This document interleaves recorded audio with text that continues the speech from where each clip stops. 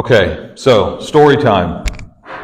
I grew up in western Pennsylvania, south of Erie. In fact, the town, Sagertown, which I mentioned yesterday, I think, the town that I grew up in was equidistant from Buffalo, Cleveland, and Pittsburgh. We were like 90 minutes from each of them. And so I grew up I was faced with this option. Do you want to be a Steelers fan and win Super Bowls? Or do you want to be a Bills fan and go to Super Bowls? Or do you want to be a Browns fan and avoid the Super Bowl altogether? Well, my dad was a Browns fan, so I became a Browns fan. I grew up a Browns fan. Football was kind of a painful thing. It was a discipline.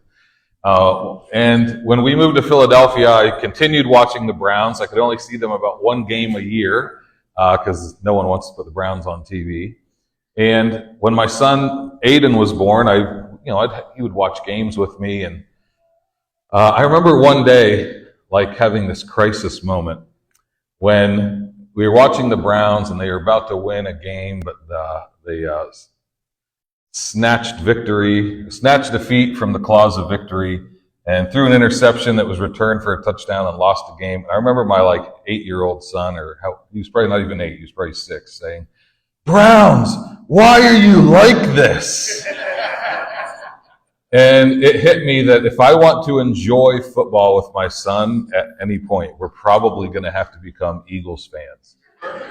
And so I converted, and in 2017, week 6, I bought my first Eagles hat, and then they won the Super Bowl that year. And I remember Aiden didn't watch much of a game that whole year because, again, he would have been 6.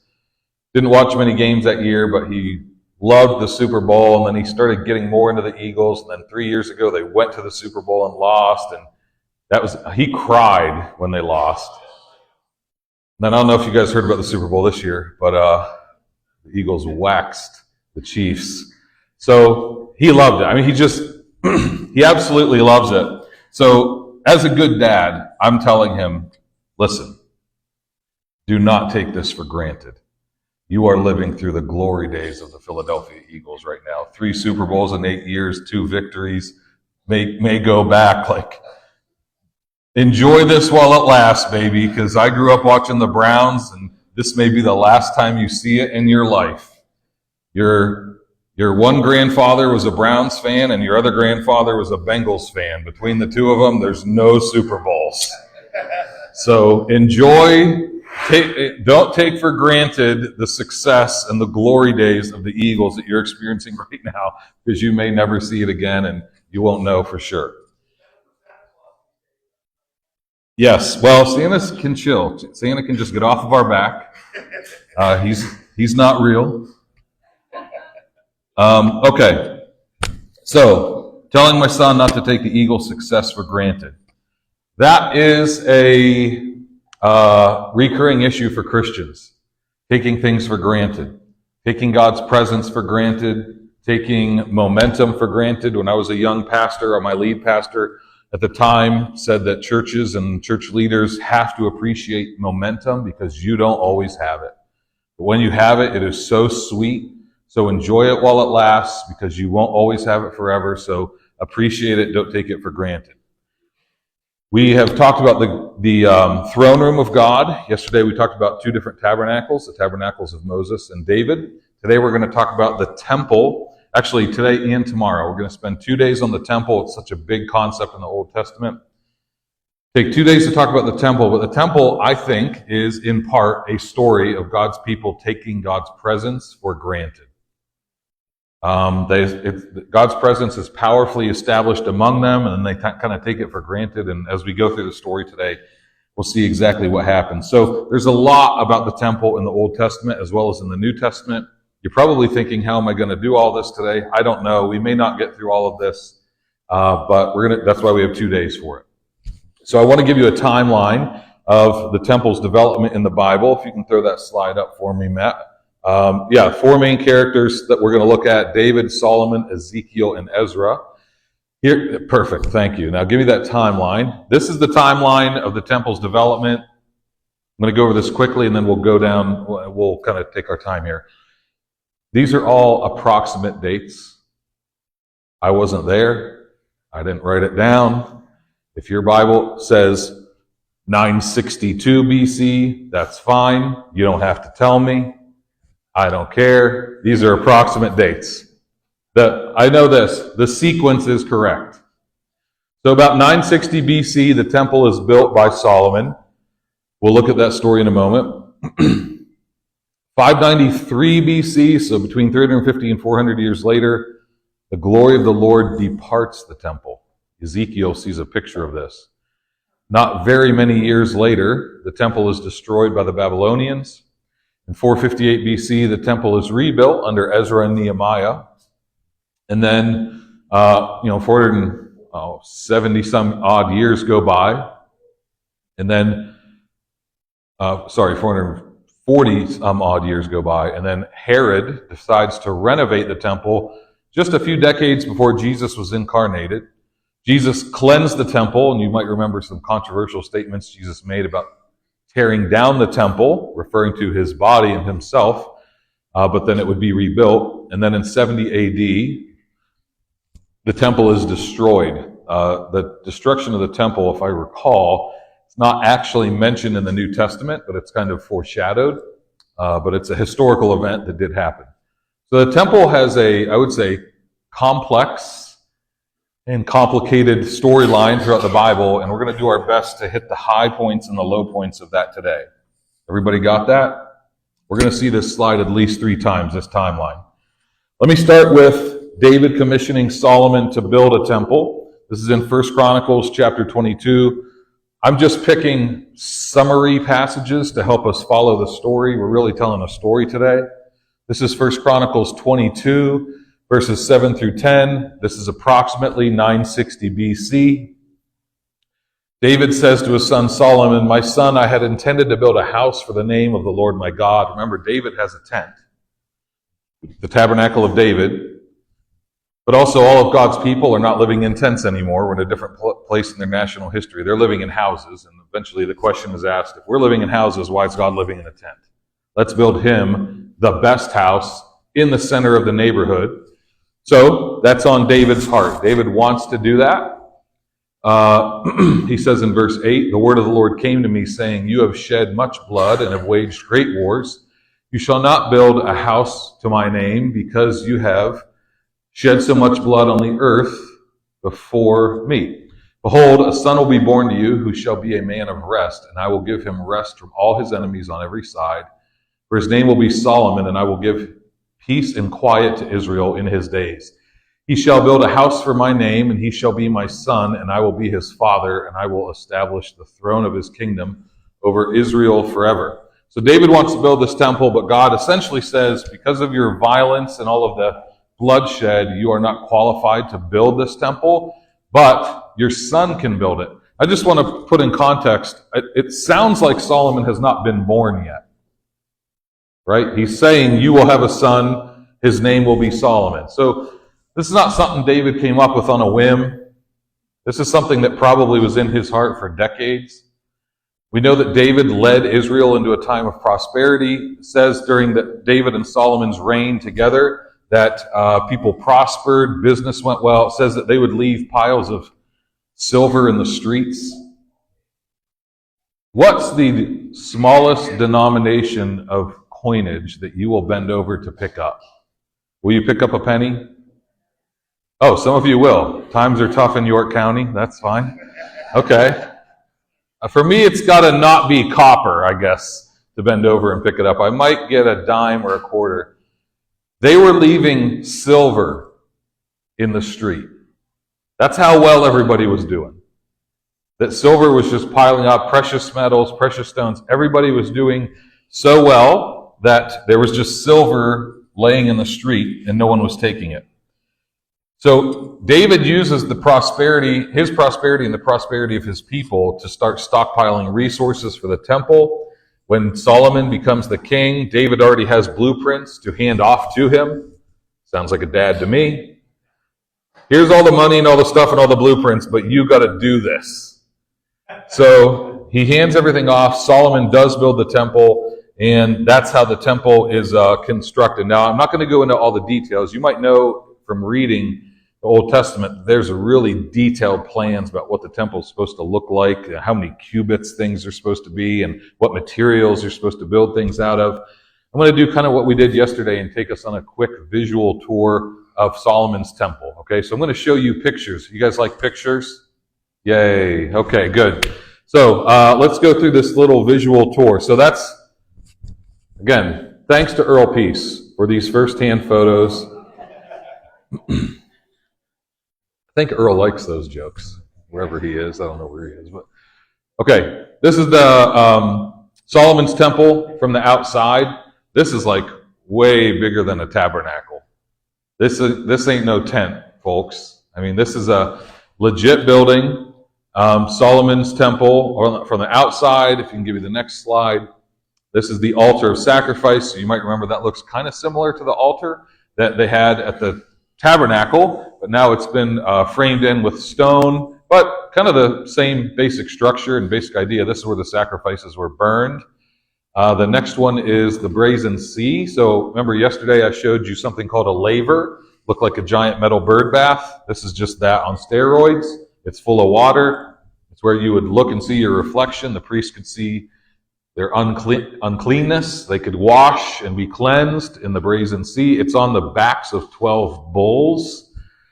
Give me the next slide. This is the doorway of the temple. What do you see on the doorway? What's like the motif that we're seeing here? What kind of images do you see?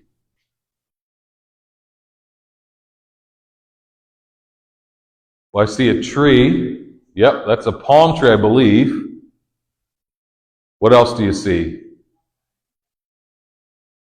Seraphim or cherubim, right?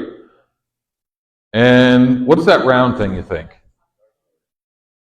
Not a dartboard. Might it be a wheel covered in eyes? Now, you've heard of all this stuff recently, right? I mean, basically, it's IKEA heaven design. You know, it's heavenly imagery. So that's the door. Open up the door, go to the next slide, and you're in the holy place. So this is, again, like the tabernacle, had a courtyard outside of it, and then a main room inside, and then like the most holy place. Similar design. So this is all just plated in gold. Now, what do you guys know about heaven and gold? The streets are made with gold, right? And so gold themed. Give me the next slide. What do we see on the walls here? More angelic beings or spiritual beings, right? Give me the next slide. More plants. You guys picking up on the theme? It's garden/heaven theme.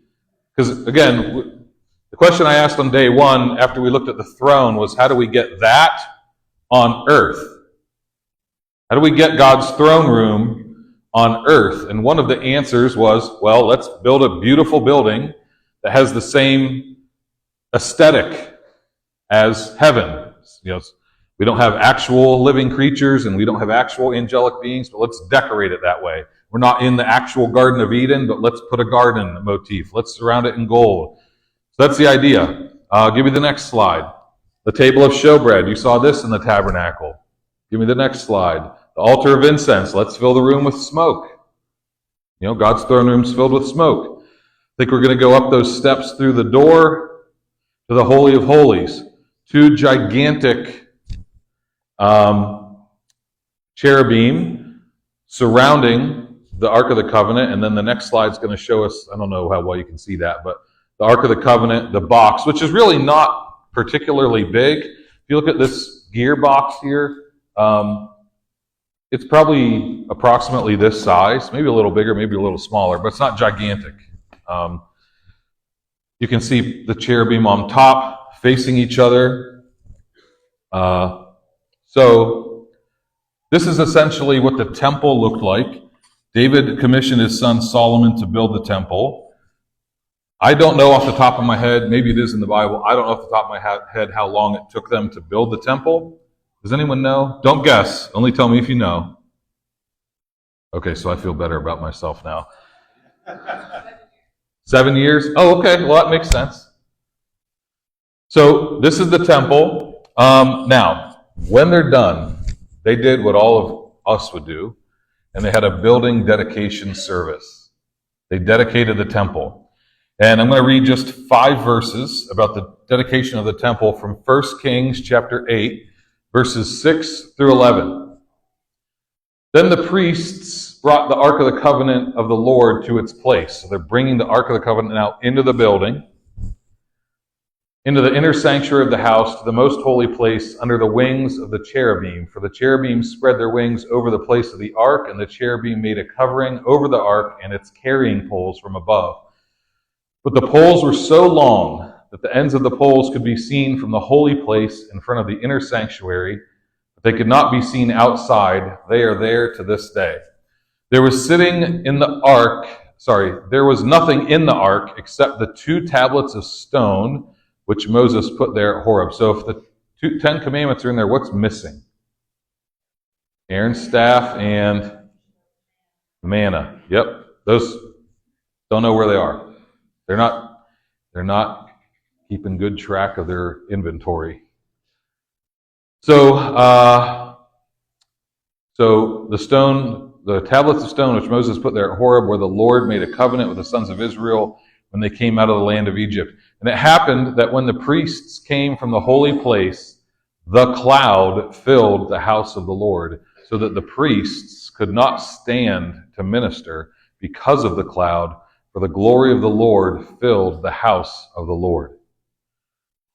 So after a couple decades of David's saving and designing and planning, he hands things off to Solomon. And after a couple years of construction, Solomon has the temple built. Meticulous detail. If you read the passages, it's like everything's supposed to be just this length and just this size, and just these materials. I mean, people have said it's kind of hard to read because it's not only is it just a building plan, it's in different measurements than you and I are familiar with. It's hard to even imagine what we're talking about here. But after all of that, what happens? God's glory fills this temple with a cloud, right? And what does it say about the priests? What's the effect that it has on those who are there to minister? They can't. When it says they can't stand to minister, it doesn't mean like, I really hate doing this. It means they can't get up on their feet. The glory of God is so thick or so heavy that they have to get on the ground. Where else does that happen? In the throne room. It's so heavy. In fact, the Hebrew word for glory is kabod. You guys heard that word ever? It means heavy. Don't think of heavy like a sack of bricks. Think of heavy like a syrup, like honey. Just this thick, dense, heavy feeling of God's presence. Have you ever experienced God's presence in a way that it felt thick? I know some of you have because I've heard you talk about it this week. You've been in a service or you've been praying privately at home and you feel, I've experienced it some this week. You feel this heaviness, you feel this presence, you feel this thickness. In this case, it was so thick and it was so heavy that the priests can't even stay upright. They lay down, they can't even perform their duties, which is interesting. Because you would almost think that a priest not doing his job is generally a bad thing. But in this case, they're just stuck responding to God. It's almost like criticizing an elder or a pastor or a deacon because they spend too much time praying and not enough time doing. And so they're unable to perform their ministry because God's glory is so heavy in that temple. So the temple is dedicated. I want to talk about a couple things here. I want to pause, and if we spend the rest of the day here, that's fine. That cloud is a manifestation of God's presence. And we've been using this phrase a couple times. I didn't intend for this, I didn't plan for this, but I've heard some of you use it, the manifest presence of God. So since we're talking about the cloud filling the temple, let's just park on that for a moment and talk about the concept of the manifest presence of God. How many of you have heard that phrase, manifest presence, before? Okay, About half of you. All right. Well, want to spend some time on that. Okay. Another word, sometimes in the Bible, the word glory is used. You'll not find the phrase manifest presence in the Bible. You will find glory, you will find anointing, you'll find other words, but we call it the manifest presence. It is when God is tangibly, physically present. You can observe God with your five senses. The manifest presence of God is complementary to the omnipresence of God. So the omnipresence of God is the belief that God is everywhere, right? Is God everywhere? Yeah? Okay. Is he at church? Is he at home? Okay. Is he in Jersey? Our church is a few blocks from a strip club. So, and the name of the strip club, if you know this, just keep your mouth shut. You're going to get in trouble. The name of the strip club is Club Risque. And I will say to my church, is God at church? Yeah. Is God at home? Yeah. Then I'll say, is God on the bus? And they'll say, oh, yeah. Then I'll say, is God at Club Risque? And inevitably someone says, yeah. And then I say, how do you know? Well, if God is all present, he has to be there, right? Is God in crack houses? Is God in abortion clinics? Oh, I'm really going to push you here. Is God at the mosque? If he's all present, he must be, right? That's God's omnipresence, is what we're talking about. This cloud is God's manifest presence. It's different. It's distinct. I'm going to pull up a quote from the book The Pursuit of God by A.W. Tozer. It's a little bit of a long quote, but there it is. You can read it with me if you'd like. A.W. Tozer says that the presence, he's talking about the omnipresence and the manifestation of the presence are not the same. There can be one without the other. God is here when we are wholly unaware of it. He is manifest only when and as we are aware of his presence. On our part, there must be surrender to the Spirit of God. For his work it is to show us the Father and the Son. If we cooperate with him in loving obedience, God will manifest himself to us, and the manifestation will be the difference between a nominal Christian life and a life radiant with the light of his face. He always hooks me with that last sentence. The difference between a nominal Christian life and a life that is radiant with the light of his face. I personally do not want to live a nominal Christian life. That's a life that's just like, well, God is everywhere. I can't go anywhere from God. That's like pretty low standard, right? I want a life that's marked by the light of his face or the manifestation of his presence. When I pray, I want to know that God hears me and I want to hear his voice. When I read the Bible, I want to hear his voice. When I minister to people, I want to minister in spiritual gifts, not my own skills and natural talents and abilities. I'll give you an example of how this plays out practically. When someone in your church is healed, that's the manifest presence. The omnipresence of God does not heal people. If it did, everyone, everywhere would be healed, right? The omnipresence of God does not convict people of sin. If it did, everyone, everywhere would be convicted of sin. Those things take the manifest presence of God. It's like when God is present and starts doing things that you can see, hear, feel, sense, perceive. Does that make sense? So when a person comes to Christ, that's the manifest presence of God. When they're convicted of sin, when someone prophesies or someone is healed or a variety of other things happen. When you're reading the Bible and finally something clicks, that's the manifest presence. When you're worshiping or praying and you feel this weight, this weighty presence kind of descend on you, that's the manifest presence. You following this? It's not always a cloud, though I'm not going to write that off. but it's something that's perceptible. And all you have to do is cultivate your awareness to it. If God is everywhere, then this is always accessible to us. It's not God that's absent, it's us. We're just not aware. Man, I wasn't prepared to share this story, so help me if I'm getting the details wrong, but Jacob is the guy, Jacob took a nap on a rock in a place, he later called it Bethel. When he fell asleep, he had a dream and he saw a ladder or a staircase going up to heaven. Angels were ascending and descending on that ladder. He woke up and he called that place Bethel, the house of God. Do you know what Jacob said after that? Surely God was in this place and I did not know it. That's the reality. Surely God is in this church. Surely God is on these campgrounds. Surely God is in this grocery store. Surely God is in this car. Surely God is in this school, but I did not know it. Well, know it then. Pay attention. Be aware. Develop and cultivate your ability to sense God's presence and to respond to God's presence wherever you are. Don't have spiritual zones and non-spiritual zones in your life. Well, when I'm at church, of course, I'm prayerful. I've listened to K-Love the whole way there.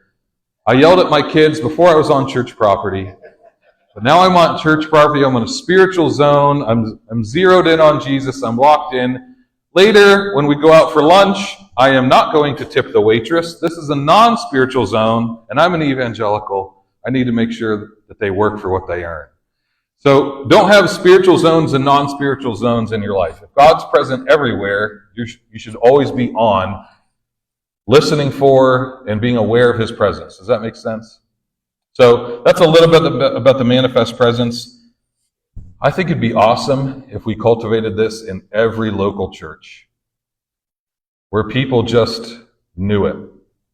I've been a pastor for 20 years, over 20 years, and it is still mind-blowing to me that in the same gathering, one person can be absolutely convicted, rocked, have their life changed, and another person is like, oh, I'm not really getting fed here. I don't know. If you're a pastor, that probably felt good to hear. The food's on the plate. Just eat it. I say that to my kids. I haven't been able to say to my church yet. I like having a job. All right. So I just wanted to spend a little bit of time developing the manifest presence in that concept. I'd be happy to talk about that more later sometime. The other thing that I wanted to draw out from the story of this cloud filling the temple is, remember, there's all these meticulous little details about how many cubits and how tall and how long and how wide and what kind of wood to use and what kind of stones to use. It's just like, this is a little much. But what happens when they follow that pattern? Well, they get the glory cloud. And so this is, I think it's an old holiness phrase. Glory follows order. If you will build things according to God's design, you will experience overwhelming glory. If you build things according to your own design, you'll just get your glory. Now, this is a temple. We're talking about a physical building here.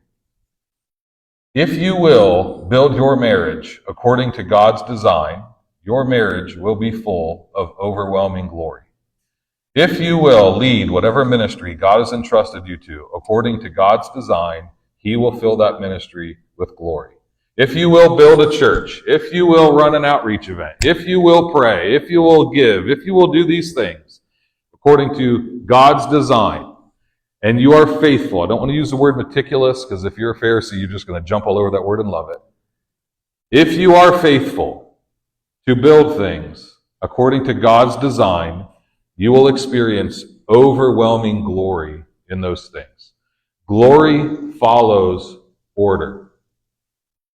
I'm not talking about being a control freak. I'm not talking about any of that. I'm saying if there's a pattern for marriage in the Bible, if there's a pattern for parenting in the Bible, if there's a pattern for prayer in the Bible, follow that pattern and then trust that God's glory will fill that thing that you're building. Everybody good with that? Okay. Matt's going to take questions at the end if you want to save those for him. Okay. Now, here's the thing. This story takes a turn. After a couple hundred years, the temple gets corrupted and the people get corrupted.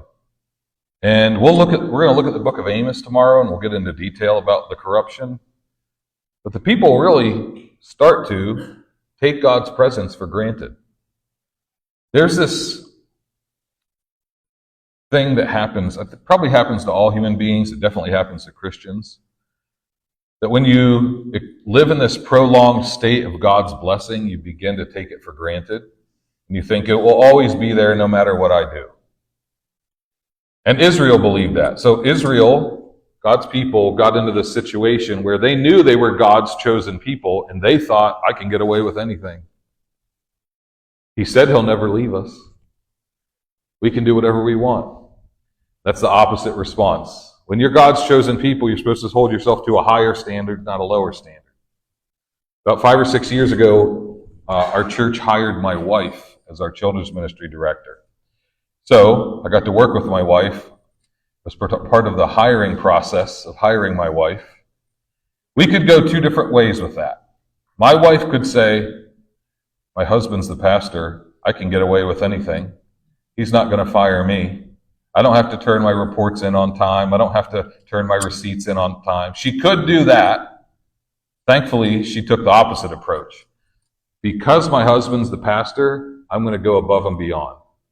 I'm going to do everything a day early. I'm going to give 110%. I'm going to do everything above reproach. God's people in the Old Testament, when they found out they're uniquely chosen, they could have said, because we're uniquely chosen, we must remain faithful to God. But what they often did was said, we can get away with anything now. They gambled wrong. So in Ezekiel chapter 10, I just have 2 verses. This is a big old story. I'm trying to summarize it. In Ezekiel chapter 10, we get this story. Ezekiel has a vision. This is a prophetic vision. This is not something he saw with his physical eyes. It's a vision he has. Then the glory of the Lord departed from the threshold of the temple and stood over the cherubim. When the cherubim departed, they lifted their wings and rose up from the ground in my sight with the wheels beside them, and they stood still at the entrance of the east gate of the Lord's house, and the glory of the God of Israel hovered over them. In summary, God's glory left. The cloud, the weight, the Shekinah. Ezekiel saw it in a vision. It just lifted up out of the building and left. Do you remember I said the Hebrew word for glory? Does anyone remember what that is? Kabod, right? So in English, we have this thing where in order to negate a word, we'll put the letter A at the beginning. So a theist is a person that believes in God. So what's an atheist? A person who doesn't believe in a God, right? Hebrew has basically the same thing. Put one letter at the beginning of a word to negate it. So the word kabod is glory. No glory is Ichabod. I before kabod. So the name Ichabod means no glory, or the glory has departed. And one of the prophetic symbols in God's people was that a child was born named Ichabod during this time to communicate to God's people what had happened. Now Ezekiel saw this in a prophetic vision, but the general populace did not see this. But within about less than 10 years, the next thing happens. The temple is destroyed. Basically vacant at this point. I would love to know, and the Bible doesn't tell us, I would love to know, did the priests notice anything different the next day? I mean, Ezekiel sees this vision, the glory of the Lord has departed, he's left the temple, the people have taken his presence for granted. I would just love to know if the next morning the priest that shows up to work is like, something seems off. Or did the priest not notice anything? He'd just go about his business. Another A.W. Tozer quote, I'm just going to paraphrase it. A.W. Tozer said a long time ago that if the Holy Spirit left the church, 95% of what we do would go on without any disruption. In the early church, if the Holy Spirit left, 95% of the ministry would grind to a halt. I just wonder, like, when God is present, do you even notice it? And when the manifestation of his presence is absent, do you notice that? I don't know if they noticed it. Ezekiel saw it. A few years later, the temple is destroyed. If you give me the timeline, Matt, it should be the next slide. Yeah. The temple's destroyed. Look, just 7 years later. So the spiritual reality becomes a physical reality within 7 years. We get to the story of Ezra and Nehemiah rebuilding the temple. I love this story. It's a great story. Nehemiah is the governor. Ezra is a priest. They rebuild the temple. It's a great story of revival and like how God's renewal really affects this community, because how do you know it's a revival? Well, first of all, they have like 8-hour-long public scripture reading gatherings. The other thing they do, I love this, they rebuild the infrastructure of the city. You guys probably know this. They rebuild the walls. Something that should take months, they rebuilt in 52 days, I think, because it was like supernaturally empowered. They rebuilt the infrastructure of the city. They also addressed lending practices. There were people that were lending at high interest rates. You know how Nehemiah confronted the people that were lending money at high interest rates? Hold out their hair. Yes. Oh, yes. He didn't have a congressional investigation. He grabbed them by the beard and yanked the hair out. Looking around for long beards. I don't see many. A couple. I might have one. Yeah, Josh. We'll get his later. The men who were not faithful in their marriages, he yelled at them. I mean, this affected the economy. It affected the family. It affected the infrastructure of the city.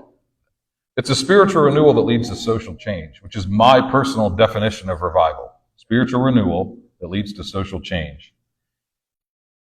Now, there is something about this experience under Ezra and Nehemiah, which, by the way, is just a few chapters in your Bible. It took about 100 years for all of this to unfold in reality. Ezra and Nehemiah, you can read it in like an hour between the two of them. You think, oh, this was pretty quick. No, it took like 100 years. I mean, a couple generations were impacted. But when they get to rebuilding, they rebuilt the walls around the city. Everyone knows that. But then they have to get to rebuilding the temple. They have to lay an entirely new foundation. If you can give me that slide from Ezra. This is fascinating to me. When the builders had laid the foundation of the temple of the Lord, the priests stood in their apparel with trumpets, and the Levites, the sons of Asaph, with cymbals to praise the Lord according to the directions of King David of Israel. So David's been dead a long time at this point. They're going back to what David wrote down a long time ago.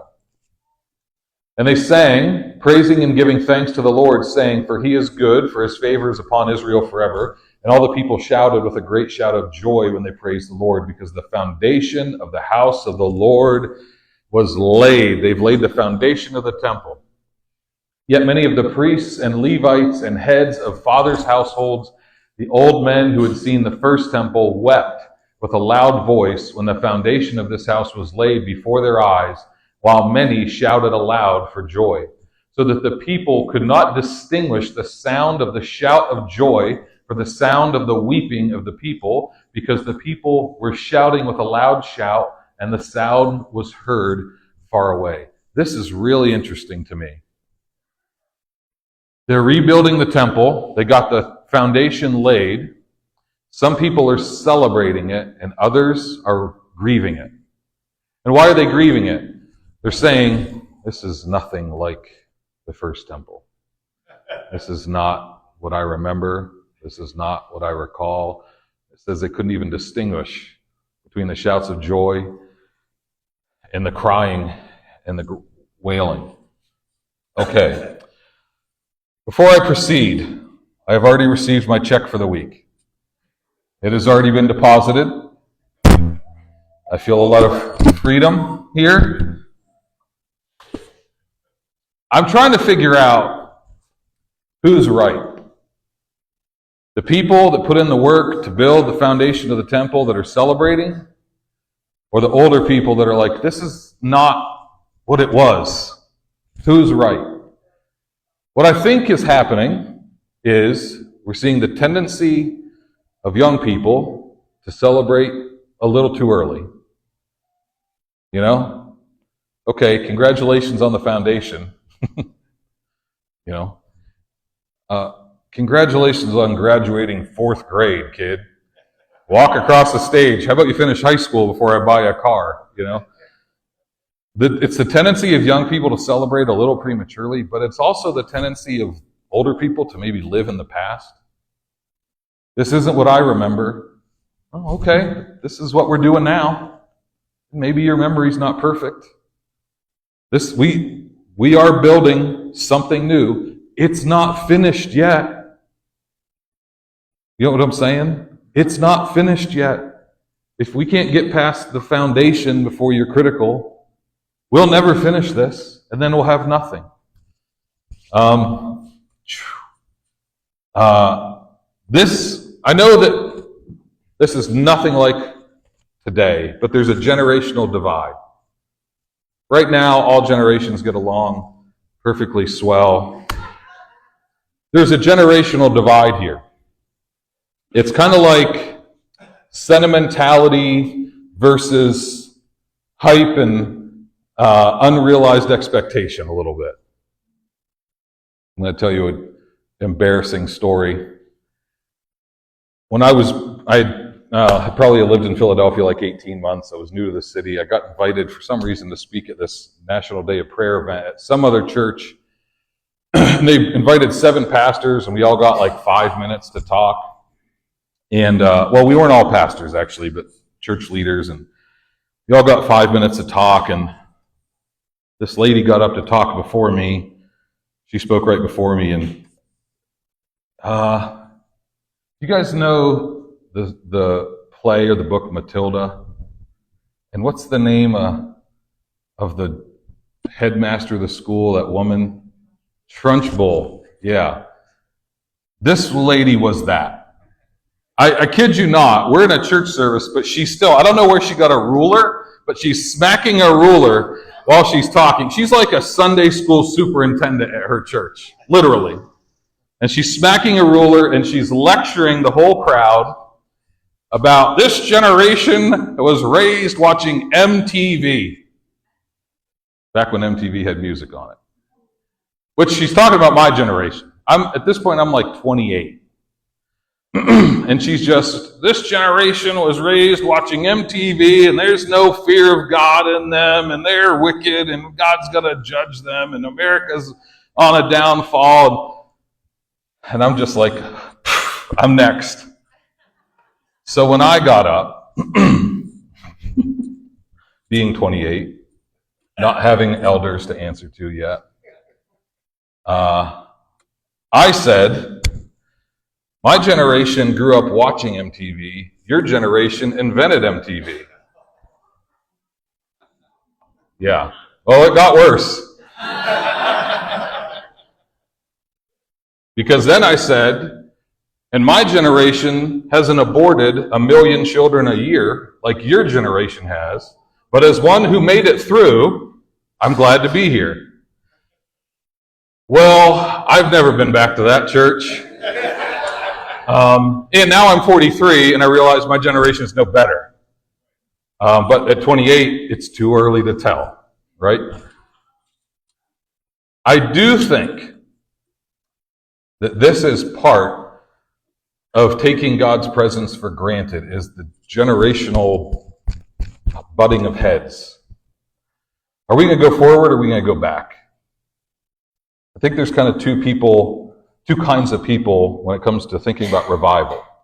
There's some people that think that without revival, America as we know it will not survive. And then there's people that think with revival, America as we know it will not survive. Some people think America would take us back, revival would take us back to the glory days. Other people think revival would absolutely dismantle the unfair, unrighteous culture and systems that exist. I'm a little bit more the second kind. I think with revival, I don't know that America as we know it would exist. I think a lot of stuff would change if we had revival.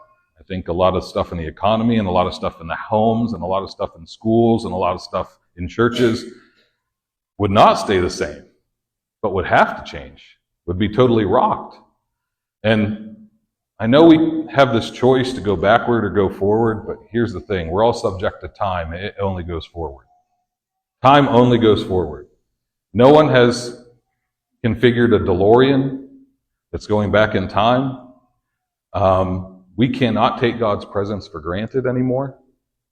We cannot take much for granted anymore. You can't just take for granted that when you walk out the door, 80% of the people you meet are going to be Christians. You can't take that for granted now. You can't take for granted that your kids are only going to read righteous literature in schools. I mean, you can't take for granted anything. And that's, I think, their problem. They took God's presence for granted. And God left. Now, the temple was kind of rebuilt under Ezra and Nehemiah. King Herod renovated the temple just a few decades before Jesus was born. So the temple Jesus walked through was renovated by a non-believing pagan king. Right?